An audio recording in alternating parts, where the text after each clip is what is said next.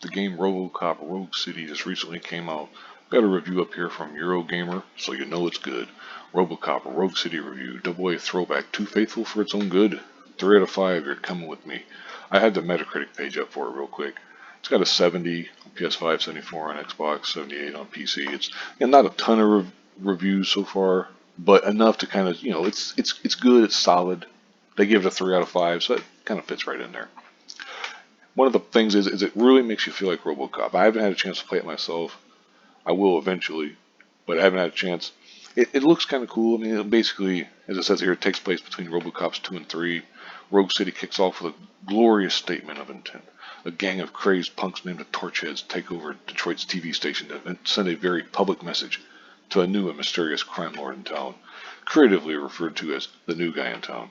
The message is straightforward enough. We're here. We want to work with you, and we mean business. To prove it, they take a bunch of hostages. So then you stomp as Robocop to put it into the special broadcast. Against your Auto 9 pistol, you carve through an army of Keith Flint wannabes in gleefully excessive style. As your machine pistol rakes across neat and tidy news offices, the air becomes filled with sparks and paper and crumbling concrete. Sounds awesome, right? Sounds pretty damn cool. Goes even further. Shots land when they should. Enemies fly back in a shower of unctuous red squibs. Limbs shredded, heads squelching like a pineapple in a printing press. Environments weapon 2 letting you grab objects like chairs and computer monitors to toss at criminal creeps or wrap your metal fingers around their necks, tossing them out of windows or other foes to knock them down. I became particularly fond of throwing them up into the ceiling, not least because there was always a 1 in 5 chance that they might glitch to it, the ragdoll legs dangling through the world geometry. It's like that the Archer meme. Stop, I can only get so erect, or whatever. But anyway, because all this sounds pretty damn awesome. If you're here for Robocop as morally dubious power fantasy, and this is one of the reasons I got the shit up on archive, because it's like, fuck you, you clown. Then the opening half hour delivers that in buckets. He goes on, and it does, now, to his credit, he does mention some of the actual gameplay issues he has. For example, he's talking about, it's a great example of the open world in miniature. It's just big enough to feel like a possible space, and it's just enough stuff in it to lend value to exploration. Also, decent use of Robocop's 80s vision of the future, yada yada. More classically structured FPS missions. Because you can grab weapons that are on the ground and stuff and everything. And it all sounds pretty damn cool. As it says here, which range from 9mm pistols all the way up to grenade launchers. But the Auto 9 is by far the most fun and effective weapon to use in most situations. Not least because you can give some ridiculously power upgrades, like an ammo auto feeder that removes the need to reload. This can make Robocop a bit of a one-gun shooter, but I never grew tired of using that gun. Okay. One downside to Rogue City's commitment to its portrayal of Robocop is there isn't much to do when an enemy has the upper hand. Later levels and boss battles. Basically, you got to peek around corners, taking pot shots and stuff, which doesn't feel very Robocop. Uncompromising checkpoint save system that can cost you large chunks of progress, especially in the later game. I understand that. There's some nice gore and violence and stuff I won't go in, because YouTube is might get a little persnickety. 2 other problems they suffer from, there's a lack of refinement, then blah blah blah. And it talks about it's not always, the writing and acting generally falls a little flat, although Peter Weller brings it for his vocal performance in the title role. All this, sounds doable. I can understand, 70s and all that kind of stuff. Like I was saying, maybe upper 70s. Okay. Here's the thing, though. Rogue City's biggest problem, though, is that its new story isn't all that new. It's kind of like a repeat, because OCP seeking to replace Robocop with a new model. Detroit PD threatening to strike over OCP's handling of the department. And, it talks about given how far licensed games have come since Arkham Asylum, blah, blah, blah. The problem is, here we go.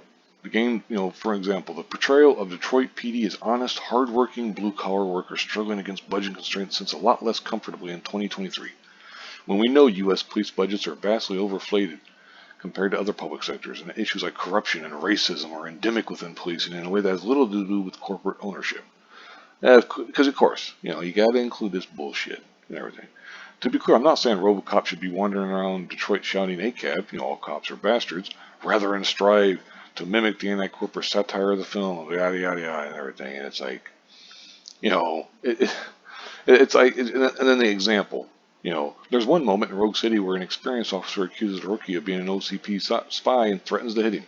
As Robocop, you can point out that doing so would be illegal, whereupon the officer accuses you of being in league with OCP because you called him out, as you stepped off the tribal line. These are the kinds of tensions you could build something genuinely new out of. But Rogue City never really interrogates them. And it's like, yeah, yeah. Enough said. You know, it's like, just shut the fuck up, dude. It's like I'm not playing a RoboCop game because I want to start getting into the nitty gritty, and it's like I just want to fuck stuff up. I want to shoot stuff up. I want to blast the shit out of people and stuff. That's what I want to do. Now maybe you feel differently, and if so, let me know. But when I play a RoboCop game, like my ideal RoboCop game would be basically essentially this. Now some of the issues with like the checkpoint system and all that, I absolutely, I can agree with that. I can understand that. But this idea that, oh, well, you know, we need to have some story that investigates the racism within the police. I don't give a flying fuck about any of that stuff. I don't want that shit in my game. Get that the fuck out of here. It's like you're seriously trying to push, some kind of message or whatever in a goddamn RoboCop game. It's like, man, come on, dude. It's fucking ridiculous. It's like going to SNL for your political, news and stuff. It's like, seriously? You ain't gonna find shit all in there. Like SNL or any of the other places are here to entertain you. Now, if you happen to learn something on the way, well, that's fine. But the main goal of like a RoboCop game, in this case, for example, is to be entertaining. Is to be a fun first-person shooter, blast them up. It could be a third-person shooter if they wanted to go that way or whatever. But blast them up and shit. That's what you want to do. You know.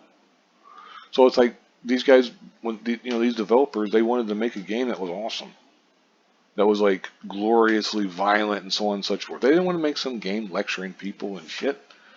You're gonna criticize them for that? Like, come on, get the fuck out of here. Anyway, I've already gone way longer on this than I'd planned to, because quite frankly, it doesn't deserve it. Eurogamer is a trash website full of trash idiots, but whatever. It's like I said. I mean, it's not that the review overall isn't that far out of whack. 3 out of 5. That is more of a 60. But when that's one of the problems when you're doing a 5-point scale. What, 3.5 stars or whatever. So it's not, like I said, it's not that far off. But it's just exhausting. These fools got to try to bring in bullshit narratives no matter what. Anyway, let me know what you think. If you want. If not, that's cool. We may agree, we may disagree. That's fine. I got no problem with that either way. I'll link this in the description box. You can read it for yourself. I kind of glossed over some of the stuff, but thank you very much for watching and have a good one.